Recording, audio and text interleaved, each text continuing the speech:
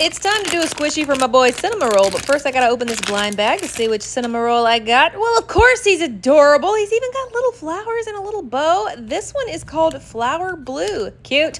All right, well, I thought this slime was gonna be good, but it's too dark blue, so I'm gonna add some clear slime to thin it out and put this pearlescent powder in it. That's a lot of powder in there. So we're gonna mix it up, and you know what? Now it's looking a little more Cinnamoroll-y, I think. A little bit, but he's got these flowers, so I'm gonna pick out the blue ones and put those in there just like this. And then I have these blue flowers, which I'm gonna pop right into the squishy maker itself, get the slime down in there, put in the flowers, and then we're gonna take this squishy off the squishy maker and see what it looks like. I think Cinnamoroll would approve of this. Look how cute it is, and it's got these little secret hidden flowers in there. I love the pearly color. It's really beautiful. It's really soft. This is a perfect little Cinnamoroll themed squishy. I love it.